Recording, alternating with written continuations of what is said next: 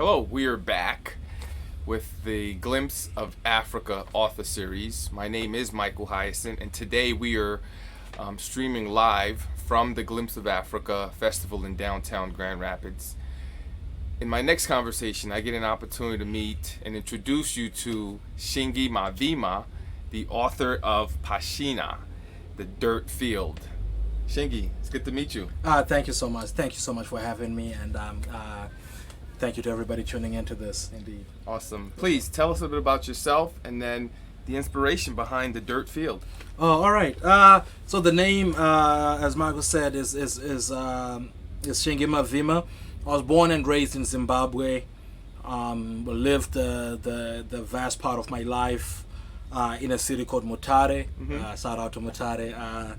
Which is in the eastern part of Zimbabwe, borders Mozambique actually. Then for high school, I had moved to Harare, which is the capital city, which is probably what most people know if they know anything about Zimbabwe. So I lived in both cities, moved to the U.S. After that, came to Grand Rapids, where I went to college at Grand Valley State for my bachelor's. Then I got my master's and PhD after that. So that's a little bit about my, and currently I teach at the University of Toledo. What else? That's me in a nutshell. I like to think I'm an artist. I'm a writer, clearly, and I do a few other things. So, nice. But that's the essence of me. That's indeed. Awesome. So, The Dirt Field. Please tell us a little bit about the name of the book, and of course the foundation of what inspired you to write this book. So Pashena, the Dirt Field is a literal translation, right? But you know how when you translate things, you may not capture the full essence of Correct. it. Pashena is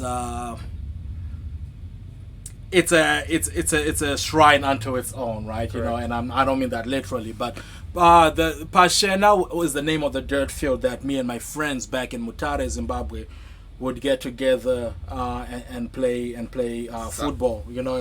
Soccer. Indeed.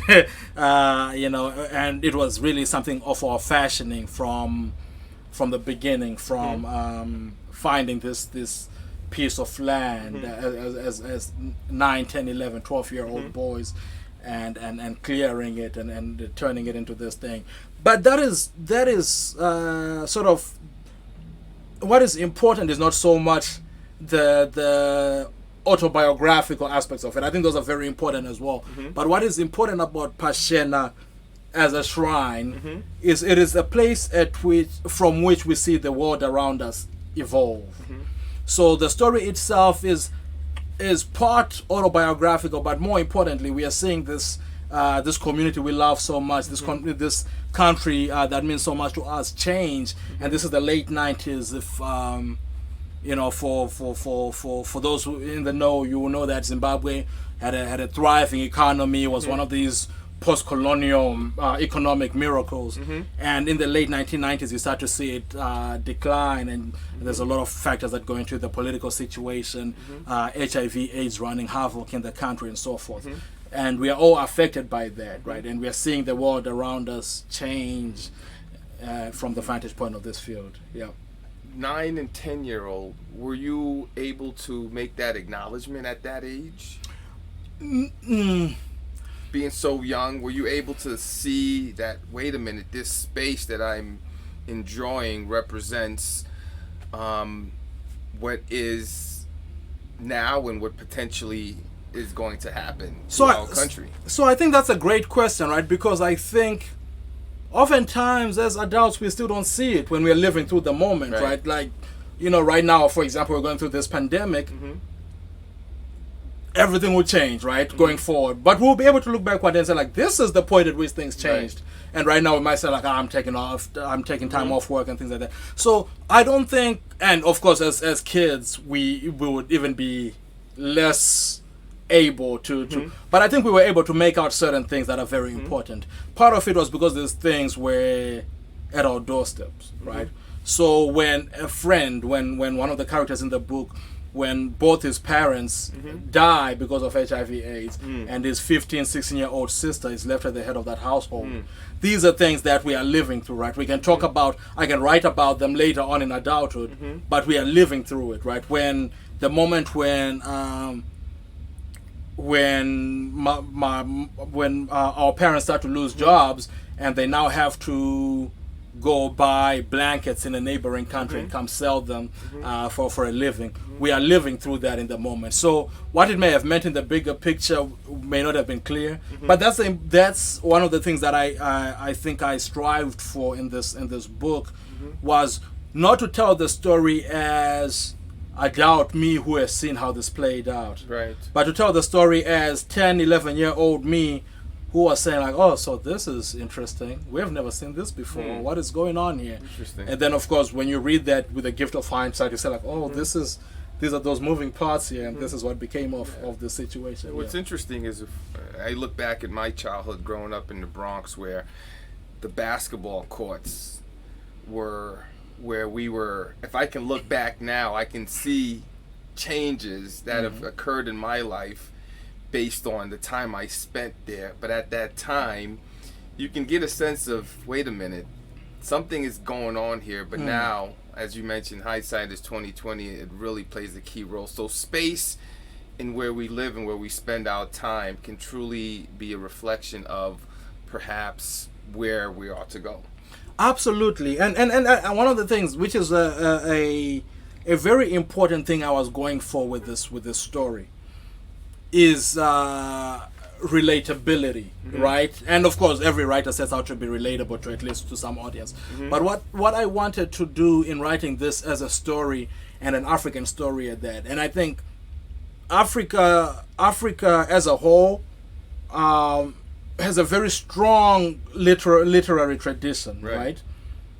Very, if you talk about the Ngugis and the and Achebes and so forth, and I'm coming in recognizing my positionality in that spectrum, and I wanted to write a story that, while being true to Mutare, being true to Dangamvura, being true to Pashena, is also a story that is not confined to the exotic. Correct. Right. So when you're telling me, it's actually right on cue with what I was going for. When you tell me that you see your basketball courts and how and the Bronx and this, that is my point, because I think, especially as kids, right, we all have these places of congregation from which we witness this. So it could be the dirt field, it could be the basketball court. I'm not big into gaming culture, but I'm sure this generation will say like, yeah, when we used to be on Call of Duty or Fortnite and these things, we would have these conversations. It might be the same experience. So I wrote this story that I think a lot of people can identify some of the tropes, even though if it is distinct to my community. Do you have any connection back to that particular location? Oh, that you still engage with? Absolutely. With so, in a couple of ways, right? So, my grandfather, whose household I grew up in when all this was happening, he just passed away a couple years ago. But that family home remains our family home. My uncle lives there now, so even when I do go back to Zimbabwe, which is every couple years, that's a stop I make. But one of the important contributions that the book made for me was, I'd kept in touch with some of the folks from back in the day, but as I wrote the book, and especially as it was going through the editing process, I took time to reach out to all the characters, to as many of the characters as I could get a hold of, because some of the stories that I told, especially as I was writing, it's 90% fact, then 10% for storytelling sake, right. But I wanted to let some of the guys know that, like, yo, the book is gonna come out, and there may be some stories about you and yours. I just want to let you know, this is what I said. Is that okay? And a lot of them, as many of them gave me their blessings. That's awesome. But some of them who I didn't get a hold of, none of them said no, but some of them I didn't get a hold of. So some of those names are changed but some of them, like Ta, who is prominent, that guy and I we're still very close today. He Wow. still lives at the same place Really? next door to where I lived.